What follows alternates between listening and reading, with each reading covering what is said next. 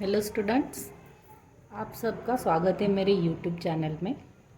तो आज हम ट्वेल्थ साइंस का करंट सेंसिटिविटी नाम का फिज़िक्स का प्रैक्टिकल जो है वो पढ़ने वाले हैं। मतलब एक्चुअल लैब में हम प्रैक्टिकल कैसे करते हैं और उसकी प्रोसेस क्या है, कैलकुलेशंस कैसे करते हैं, ये हम देख लेंगे। ठीक है, तो फिर आज का हमारा प्रैक्टिकल है करंट सेंसिटिविटी।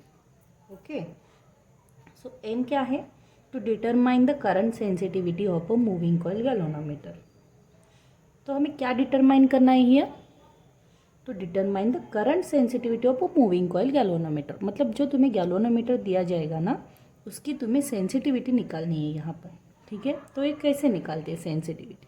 तो इसके लिए फर्स्ट प्रोसेस है, सबसे पहले हम इसके लिए एक सर्किट डायग्राम ड्रॉ करेंगे। तो चलिए सर्किट डायग्राम ड्रॉ करते हैं। देखो, सबसे पहले तुम्हें यहाँ पर एक ना सेल दिया जाएगा, ठीक है, और तुम्हें बैटरी भी दी जाएगी, बैटरी भी प्रोवाइड की जाएगी। तो फिर हम अब क्या करेंगे, जो सर्किट डायग्राम है ना, पहले लिख लेते हैं सर्किट डायग्राम। चलो, जो सेल है उसका पॉजिटिव इस तरफ है, निगेटिव इस तरफ है। तो जो सेल है उसके पॉजिटिव से एक वायर निकाल लो और वो कहाँ कनेक्ट करना है तुम्हें? यहाँ पर एक ना रेजिस्टेंस बॉक्स दिया जाएगा तुम्हें। करंट कहाँ से फ्लो होगा? यहाँ से। ओके, तो यहाँ पर जो रेजिस्टेंस बॉक्स दिया गया है, यहाँ पर दो नॉब होंगे। तो यहाँ पर एक वायर कनेक्ट करनी है जो सेल के पॉजिटिव से आएगी। तो यहाँ पर एक वायर कनेक्ट करो और दूसरे नॉब से जो वायर निकलती है ना, यहाँ से देखो, ये यहाँ पर ये वायर आ जाएगी और दूसरे नॉब से जो वायर निकल रही है ना, वो तुम्हें कहाँ पर कनेक्ट करनी है? तो यहाँ पर एक माइक्रोमीटर दिया जाता है आपको, माइक्रोमीटर। ठीक है, सो ये जो माइक्रोमीटर है उसका ए पॉजिटिव है और यहाँ पर निगेटिव आ जाएगी। तो रेजिस्टेंस बॉक्स की एक वायर कहाँ पर जाएगी? सेल के पॉजिटिव। रेजिस्टेंस बॉक्स की दूसरी वायर कहाँ पर आ जाएगी? माइक्रोमीटर के पॉजिटिव को। यहाँ पर ध्यान से करना। ठीक है, तो अभी माइक्रोमीटर की जो निगेटिव वायर है ना, वो कहाँ पर जाएगी? यहाँ पर तुम्हें एक 4 वे की प्रोवाइड की जाएगी। ठीक है, सो ये 4 वे की है ना, कैसी होती है? यहाँ पर नंबर 1, यहाँ पर नंबर 2, यहाँ पर नंबर 3 और यहाँ पर नंबर 4। ठीक है, चलो अब तुम्हें याद रहे इसलिए यहाँ पर हम नंबरिंग भी कर लेते हैं। Number 1, number 2, number 3, number 4। तो यहाँ पर माइक्रोमीटर का जो निगेटिव है ना नॉब, मतलब यहाँ की जो वायर है वो नंबर 1 पर आ जाएगी 4 वे की के। ठीक है, और डायरेक्ट हमें कहाँ पर कनेक्शन करना है? डायरेक्ट 4 वे की के फर्स्ट नॉब से जाएगी, उसके सामने, मतलब उसका पैरेलल है नंबर 3। तो नंबर 3 पर चले जाने के बाद वहाँ से एक वायर निकाल लो और वो वायर जाएगी यहाँ पर जो प्लग की है उस प्लग की। तो यहाँ प्लग की पर एक वायर जाएगा। ठीक है, और यहाँ पर प्लग की का जो दूसरा वायर है वो कहाँ पर आ जाएगा? सेल के निगेटिव। ठीक है, ये कनेक्शन तो समझ में आ गया आपको। अभी चलो दूसरा कनेक्शन क्या है? ये तो रह गया ना 2 और 4।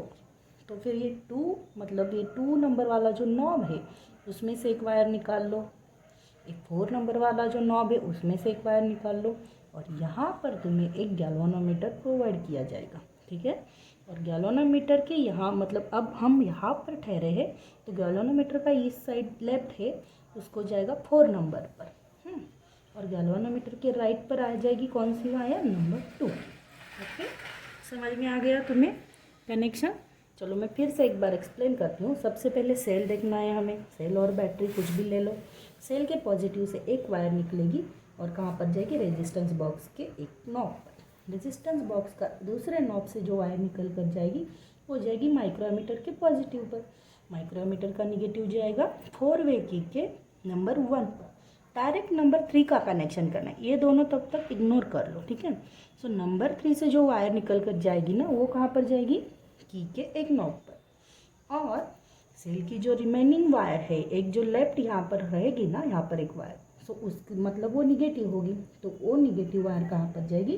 प्लग की के दूसरे नॉब पर। ठीक है, अभी कनेक्शंस नहीं हमने स्टार्ट किए। कनेक्शन स्टार्ट कब होगा? जब यहाँ पर जो की का नॉब होगा वो क्या करेंगे, हम की क्लोज करेंगे। अब तक क्या थी, की ओपन थी, अब की क्लोज करेंगे, ठीक है। तो यहाँ पर क्या आएगा, ये देखो यहाँ पर है जो है ना, यहाँ पर ये हमने क्या किया है, कनेक्शन 1 और 3 में हमने करंट पास किया है, इसलिए हम यहाँ पर एक की ऑफ करेंगे, मतलब यहाँ पर एक की क्लोज करने वाले हैं और ये की ओपन रखने वाले, ठीक है। ये की क्यों क्लोज करेंगे, क्योंकि यहाँ से यहाँ तक कनेक्शन आ जाएगा, और ये की कब क्लोज करेंगे, मतलब ये दोनों की क्लोज हो जाएगी, यहाँ से गैल्वेनोमीटर तक कनेक्शन क्या होगा, फ्लो हो जाएगा करंट, ठीक है। आ गई तुम्हें अब डायग्राम समझ में आ गई क्या आप सब लोगों को, ठीक है। तो अब चलते हैं हम एक्चुअल एक्सपेरिमेंट क्या करना है। तो चलो बच्चों, अब हम देखेंगे ऑब्जर्वेशन टेबल, इस करंट सेंसिटिविटी प्रैक्टिकल। देखो यहाँ पर ये रेजिस्टेंस बॉक्स है और ये 4 वे की है, ठीक है। सेंसिटिविटी अब हमें निकालनी है और मीन उसका निकालते हैं, ठीक है। तो चलो ऑब्जर्वेशन नंबर फर्स्ट, मतलब एक्चुअल एक्सपेरिमेंट क्या करना है उसके साथ साथ हम रीडिंग भी लिख देते हैं। चलो अभी मैं तुम्हें बता दूँ, यहाँ पर देखो हमने की क्लोज कर दी तो क्या हो जाएगा, इस सेल में से करंट फ्लो होना स्टार्ट हो जाएगा। मतलब करंट कहाँ से कहाँ जाएगा, यहाँ से, मतलब इस पॉजिटिव साइड से। चलो यहाँ से यहाँ करंट फ्लो हो जाएगा, रेजिस्टेंस बॉक्स तक आ जाएगा। देखो यहाँ से यहाँ पर माइक्रोमीटर में आ जाएगा, फिर यहाँ से 4 वे की में आ जाएगा, फिर ये सारा कनेक्शन से यहाँ पर करंट फ्लो हो जाएगा और इस करंट इस वायर से क्या हो जाएगा, डिफ्लेक्शन शो हो जाएगा और यहाँ पर की तक सप्लाई हो जाएगा। ओके, तो चलो पहले क्या करते हैं हम, पहले एक प्रिकॉशन लेना है। वो क्या है, मोस्ट इम्पॉर्टेंट प्रिकॉशन क्या है, तुम जब की क्लोज करते हो ना तब रेजिस्टेंस बॉक्स में से कोई तो एक की ना निकाल लो, ठीक है। मतलब क्या, रेजिस्टेंस बॉक्स में से अगर तुमने कोई भी की नहीं निकाली ना तो क्या हो जाएगा, कनेक्शन में से करंट डायरेक्टली फ्लो हो जाएगा और इस गैल्वेनोमीटर को ना, ये सेंसिटिविटी जो है गैल्वेनोमीटर की बहुत कम होती है, ठीक है। तो करंट डायरेक्ट फ्लो हो जाने की वजह से क्या हो जाएगा, इसकी कॉइल जो है ना डैमेज हो जाएगी। ओके, मतलब डिफ्लेक्शन जो है नहीं दिखाएगा, ये गैल्वेनोमीटर पूरा का पूरा डैमेज हो जाएगा, ख़राब हो जाएगा। इसीलिए पहली मोस्ट इम्पॉर्टेंट प्रिकॉशन क्या है, तो रेजिस्टेंस बॉक्स में से एक कौन सी भी की निकालो। तो चलो अब हम रीडिंग 10,000 से स्टार्ट करने वाले हैं, इसलिए हम क्या करेंगे, रेजिस्टेंस बॉक्स में से 10,000 की पहले निकाल लेते हैं, ठीक है। चलो 10,000 की यहाँ से निकाल ली हमने। ओके, अब क्या, यहाँ पर क्लोज किया हमने सर्किट, यहाँ पर की प्रेस करके यहाँ पर क्लोज किया, यहाँ से कनेक्शन फ्लो होना स्टार्ट हो जाएगा। अब तुम बाद में चेक करना, इस माइक्रोमीटर में भी कोई डिफ्लेक्शन दिख जाएगा और इस गैल्वेनोमीटर में भी थोड़ा डिफ्लेक्शन दिख जाएगा, ठीक है। अब तुम चेक करोगे तो इसका पहला क्या होगा, रीडिंग क्या आ जाएगा। देखो पहले कॉलम में हम लिख लेते हैं रेजिस्टेंस, मतलब आर ओहम में है, ठीक है। सो चलो यहाँ पर पहले क्या आ जाएगा, 10,000 की हमने निकाली है, मतलब पहला रेजिस्टेंस क्या है, 10,000। ओके, फिर बाद में हम क्या देखेंगे, इस माइक्रोमीटर में देखेंगे हम करंट क्या शो हो रहा है। देखो अब माइक्रोमीटर में ना यहाँ पर दो साइड में क्या हो जाएगा, डिफ्लेक्शन हो जाएगा। हमें चेक करना है किस साइड में होता है, कौन से भी साइड में जाने दो डिफ्लेक्शन, कोई फर्क नहीं पड़ता, हमें सिर्फ रीडिंग से मतलब है, ठीक है। सो यहाँ पर लेफ्ट साइड को भी रीडिंग सेम ही आता है और राइट साइड को भी अगर हुआ डिफ्लेक्शन तो सेम ही आता है, क्योंकि रीडिंग स्टार्ट होता है यहाँ पर 0 से, और यहाँ पर अगर 100 है, यहाँ पर 200 है, 300 है, यहाँ पर भी 100 आ जाएगा, 200 आ जाएगा, 300 आ जाएगा, ऐसे बढ़ते बढ़ते जाएगा, ठीक है। तो चलो यहाँ पर अगर रेजिस्टेंस बॉक्स में से 10,000 की निकाली तो यहाँ पर चेक करना कि डिफ्लेक्शन क्या दिखाता है। मतलब यहाँ पर ये जो रीडिंग है अंदर से तो क्या दिखाएगा माइक्रोमीटर, यहाँ पर हमने जब एक्सपेरिमेंट कर लिया था तो हमारा रीडिंग आ गया था यहाँ पर 300, ठीक है। सो चलो मैं करंट लिखती हूँ 300, मतलब ये 300 क्या है, माइक्रो एमीटर है, मतलब ये माइक्रो एम्पियर में है, ठीक है। तो माइक्रो एम्पियर में आपको इसको अब हमें कन्वर्ट करना है एम्पियर में, राइट। तो कैसे कन्वर्ट करते हैं एम्पियर में, तो ये 300 को क्या करेंगे हम, मल्टीप्लाई करेंगे 10⁻⁻⁶ से। तो ये जो माइक्रो एम्पियर में करंट था उसका कन्वर्जन हो चुका है एम्पियर में, और आप सबको ये पता है ऑलरेडी, ठीक है। चलो अब डिफ्लेक्शन चेक करेंगे। तो डिफ्लेक्शन कहाँ चेक करते हैं बच्चों, इस गैल्वेनोमीटर। चलो गैल्वानोमीटर में डिफ्लेक्शन क्या दिखाएगा, सेम जैसे ये माइक्रोमीटर में दिखाया था ना रीडिंग लेफ्ट और राइट साइड को, सेम गैल्वानोमीटर में भी वैसे ही है। ठीक है, तो यहाँ पर जो एक एक लाइन आ जाएगी ना इस गैल्वानोमीटर में, तो लेफ्ट और राइट को भी सेम है, सेंटर को 0 है और इस राइट को और लेफ्ट को भी सेम रीडिंग है। तो डिफ्लेक्शन मतलब ये जो सिंगल लाइन की वैल्यू है, कहाँ पर 2 होती है, कहाँ पर 1 होती है, कहाँ पर 5 होती है, तुम जो गैल्वानोमीटर लोगे उसका सब मतलब क्या हो जाएगा, डिविजन जो है ना वो अलग अलग हो जाएगी, रीडिंग अलग अलग हो जाएगा। जो मैंने गैल्वानोमीटर लिया था उसमें डिफ्लेक्शन आ गया था 18, मतलब यहाँ पर कुछ तो राइट साइड को डिफ्लेक्शन दिखाया था और 18 आ गया था मेरा रीडिंग। ठीक है, तो मैं यहाँ पर 18 लिख लेती हूँ। ओके, तो अब क्या करना है, हमें सेंसिटिविटी फाइंड आउट करनी है। ओके, सो सेंसिटिविटी कैसे फाइंड आउट करते हैं, चलो उसके लिए फॉर्मूला है। चलो अब फॉर्मूला लिख लेते हैं। क्या फॉर्मूला है, हमारा फॉर्मूला है current sensitivity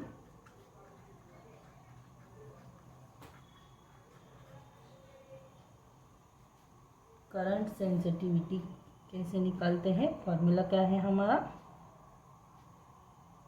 theta upon I जी। ठीक है, तो यहाँ पर थीटा मतलब क्या आ जाएगा, डिफ्लेक्शन, आई जी मतलब क्या आ जाएगा, ये जो करंट, लेकिन हम लिखेंगे एम्पियर वाला। चलो यहाँ पर मैं स्टार्ट करती हूँ कैलकुलेशन।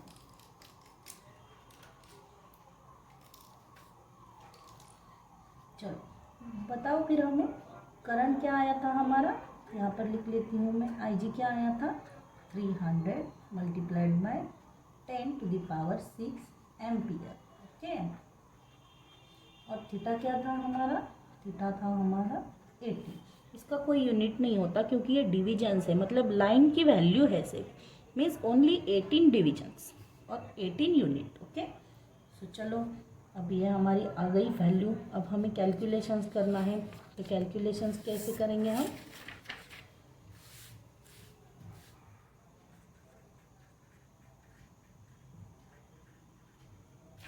ये देखो कैलकुलेशंस करेंगे हम यहाँ पर।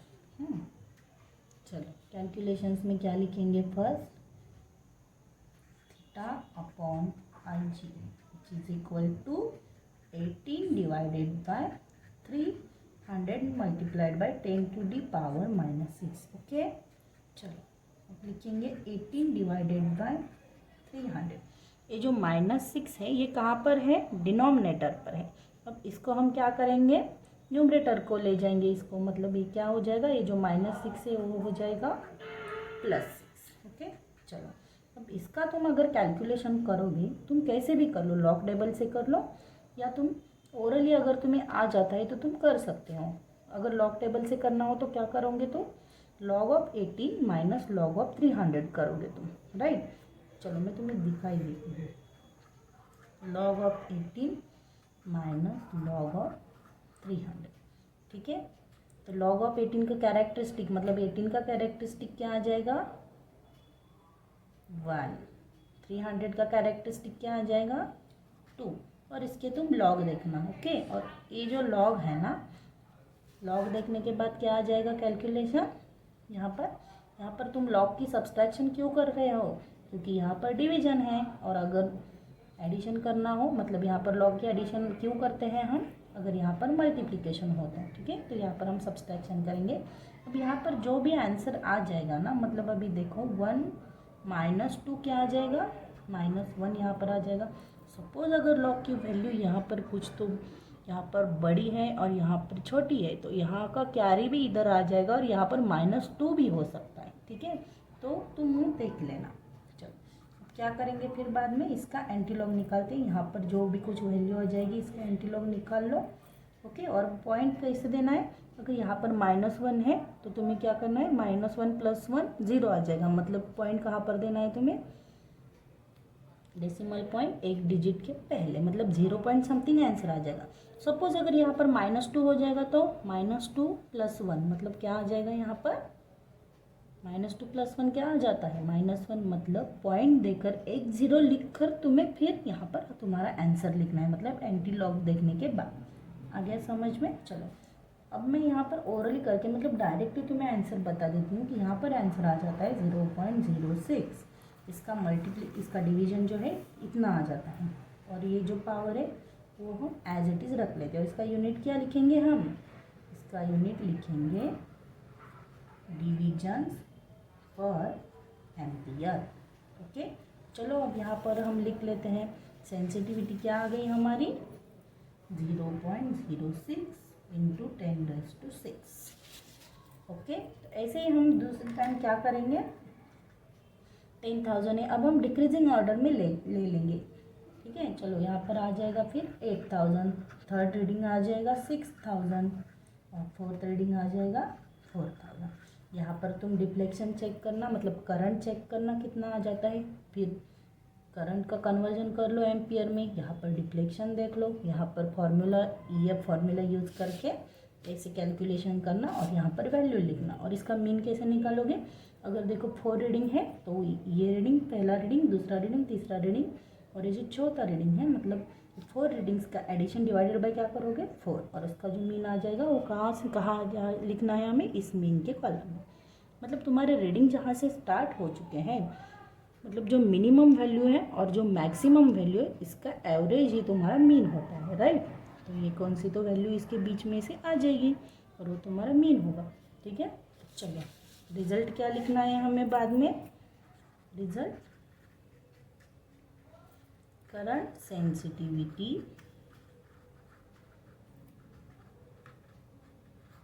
Of a moving coil galvanometer is 0.06 into 10⁻⁶ division पर एम्पियर। यूनिट लिखना मत भूलना, वेरी इंपॉर्टेंट है, बिकॉज यूनिट को हाफ मार्क होता है तुम्हारे एग्जाम्स में। ठीक है, चलो ये हो गया तुम्हारा प्रैक्टिकल। अगर तुम्हें ग्राफ प्लॉट करना है तो ग्राफ कैसा प्लॉट करोगे तुम, ग्राफ अगर तुम्हारे कॉलेज में बताया हो ग्राफ प्लॉट करना है तो कर लो, नहीं बताया है तो नहीं करना। ठीक है, तो यहाँ पर आ जाएगा, ये कौन सा एक्सिस है, वाई एक्सिस, ये कौन सा एक्सिस, सॉरी एक्स एक्सिस, ये कौन सा एक्सिस है, वाई एक्सिस, यहाँ पर 0। तो तुम्हारे एक्स एक्सिस पर तुम्हें प्लॉट करना है करंट एम्पियर वाला, मतलब कौन सा, ये वैल्यू। ओके, और यहाँ पर तुम्हें क्या प्लॉट करना है, यहाँ पर थीटा डिविजन्स, मतलब कौन सी वैल्यू हुई है। ओके, यहाँ पर स्केल लेते वक्त तुम क्या करना, 300, सपोज अगर यहाँ पर 200 आ गया और देखो बढ़ जाता है क्या, 400 आ जाए तो 400 लिख लेना, 400 तो तुम यहाँ पर लिख लेना 100, then 200, 300, 400, 500, देखो तुम्हारे हिसाब से ले लो रीडिंग, कोई फर्क नहीं पड़ता। यहाँ पर भी देखो क्या है, डिवीजन से, यहाँ पर 18 है तो तुम डायरेक्ट स्टार्ट कर सकते हो, you can start from 10, 20, 30, 40, 50। Okay, देखो तुम्हें देख जो कुछ भी है। चलो, और क्या आ जाएगा ग्राफ, यहाँ ऐसे पॉइंट प्लॉट हो जाएंगे 4 और ग्राफ आ जाएगा तुम्हारा स्ट्रेट लाइन, और वो ओरिजिन में से जाएगा।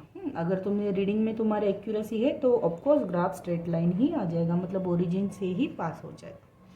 ओके, और इसका क्या कर लोगे अब तुम, यहाँ उसका स्लोप निकालोगे, कौन से भी 2 पॉइंट ले लो। स्लोप कैसे फाइंड आउट करते हो, y2 - y1 divided by x2 - x1। तो पॉइंट ले लो उसके रिस्पेक्टिव एक्सिस के और ग्राफ स्लोप फाइंड आउट कर लो, और जो स्लोप है वही तुम्हारा आंसर आ जाएगा, और वो जो आंसर आ जाएगा वो इसके नियर ही आ जाएगा। मतलब ये 0.06 है तो तुम्हारा आ जाएगा 0.05 आ जाएगा, 0.065 आ जाएगा, देखो। और दोनों आंसर अगर नियरली इक्वल है तो तुम्हारा एक्सपेरिमेंट सक्सेसफुल हो गया, मतलब तुम्हारे एक्सपेरिमेंट में तुम्हें एक्यूरेसी है।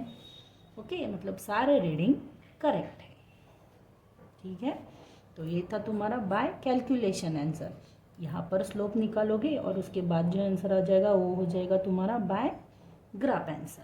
लेकिन मोस्टली तुम्हें कैलकुलेशन ही करना पड़ता है, ग्राफ नहीं लेते। ठीक है, चलो, तो फिर तुम्हें समझ में आ गया ये सब कुछ।